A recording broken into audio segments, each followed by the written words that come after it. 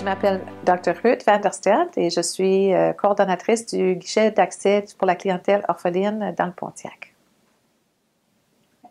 Donc, dans le cadre de notre guichet d'accès, nous avons remarqué que certains patients ne pouvaient pas accéder à un médecin de famille rapidement. Alors, nous avons vu le besoin d'établir une clinique de transition justement pour prendre les patients à partir du guichet et les accompagner jusqu'à temps qu'ils puissent avoir une prise en charge complète avec un médecin de famille. Alors, c'est ça qu'on fait depuis plusieurs années déjà.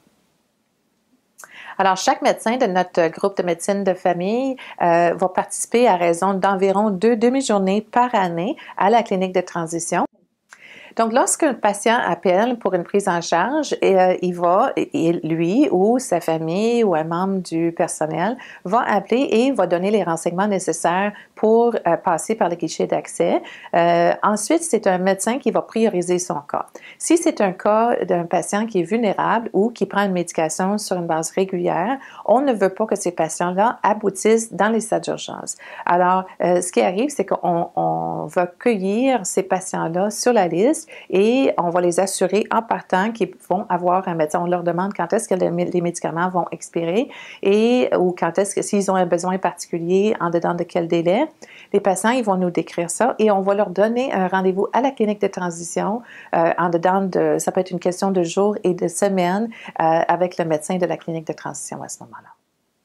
Alors, pour mettre en place une clinique de transition, je pense qu'il y a 2 critères.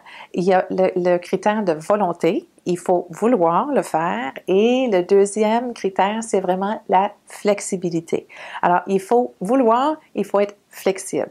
Il faut arrimer, pairer les médecins et les patients. Du moment que les médecins et les patients sont pairés, tout est beau. Alors, le reste, flexibilité totale. Donc, pour la rémunération, nous autres, on a pris dans la rémunération du CLSC, alors c'est tarif horaire, et les médecins sont les bienvenus de fonctionner comme ça. Et la collaboration est absolument essentielle et primordiale.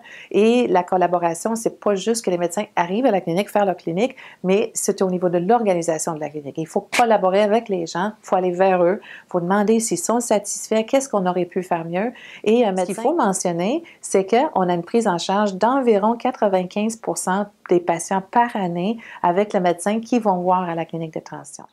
Si j'avais un conseil donc à donner à n'importe qui voudrait faire une clinique de transition, c'est vraiment de regarder à la fois les besoins des patients et les disponibilités, les intérêts des médecins pour arrimer les deux. Alors, c'est l'ingrédient essentiel. Il ne faut pas partir avec une idée fixe d'une clinique de transition.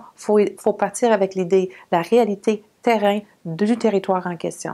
Qui sont les patients? Qui sont les médecins, comment on peut mieux les arrimer et ça rencontre la définition même d'une clinique de transition qui doit être flexible.